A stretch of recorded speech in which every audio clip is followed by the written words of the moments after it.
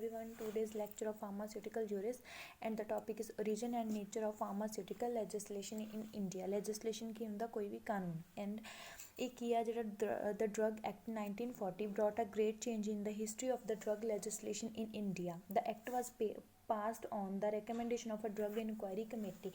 ਇਹ ਕੀ ਆ ਜਿਹੜਾ 1940 ਦੇ ਵਿੱਚ ਜਿਹੜਾ ਡਰੱਗ ਐਕਟ ਸੀ ਉਹ ਪਾਸ ਹੋਇਆ ਸੀ, ਉਹਨੇ ਕੀ ਕੀਤਾ ਸੀ, ਗ੍ਰੇਟ ਚੇਂਜ ਲਿਆਂਦਾ ਸੀ ਕਿਹਦੇ ਵਿੱਚ, history of a drug legislation in India.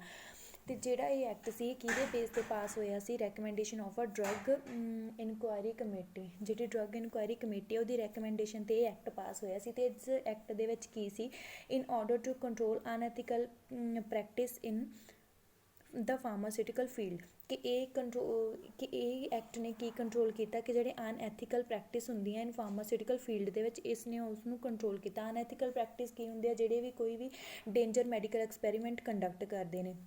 ਅਤੇ ਇਹਦੇ ਬੇਸ 'ਤੇ ਜਿਹੜੀ ਕਮੇਟੀ ਆ ਉਹਨੇ ਕੀ ਰੈਕਮੈਂਡਡ ਕੁਛ ਪੁਆਇੰਟਸ ਰੈਕਮੈਂਡ ਕੀਤੇ ਸੀ। Firstly the central legislation to control drug and pharmacy. ਜਿਹੜੀ ਸੈਂਟਰਲ ਲੈਜਿਸਲੇਸ਼ਨ ਆ ਉਹਨੇ ਕੀ ਕੰਟਰੋਲ ਕੀਤਾ, drug and pharmacy in India ਦੇ ਵਿੱਚ। Then setting up of a state drug testing laboratory in order to control the quality of product of drug and pharmaceutical. ਦੈਨ ਉਹਨਾਂ ਨੇ ਕੀ ਕੀਤਾ, ਸਟੇਟ ਦੇ ਵਿੱਚ ਜਿਹੜੀਆਂ ਡਰੱਗ ਟੈਸਟਿੰਗ ਲੈਬੋਰਟਰੀਜ਼ ਹੁੰਦੀਆਂ ਉਹਨਾਂ ਦਾ ਸੈਟਅਪ ਕੀਤਾ, ਕਿਹਦੇ ਲਈ, ਜਿਹੜੀ quality of production of drug and pharmaceutical ਆ ਉਹਨੂੰ ਕੰਟਰੋਲ ਕਰਨ ਦੇ ਲਈ, ਕਿ ਉਹਨਾਂ ਦੀ ਕੁਆਲਿਟੀ ਸਟੈਂਡਰਡ ਰਹੇ। Then a central drug laboratory to control the quality of imported drug and final authorities in case of dispute sample sent by the court or a local government.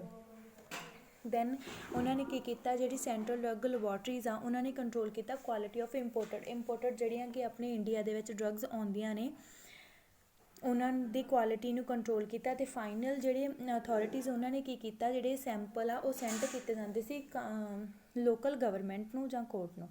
Then appointment of an advisory board to advise the government in making rule to carry out the object of the act.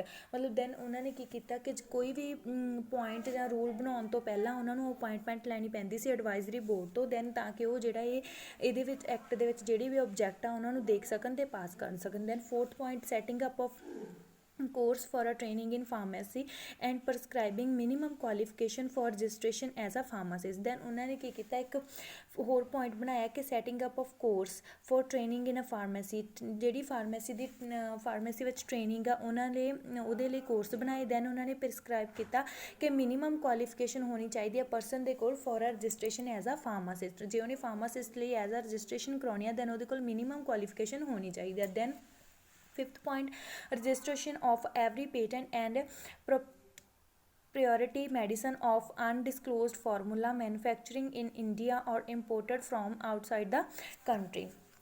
then ਉਹਨਾਂ ਨੇ ਕੀ ਕੀਤਾ ਕਿ ਜਿਹੜੀ every patent ਹੁੰਦੀ ਆ, ਕੋਈ ਵੀ medicine ਜਿਹੜੀ person ਦੇ ਨੇਮ ਹੁੰਦੀ ਆ ਜਾਂ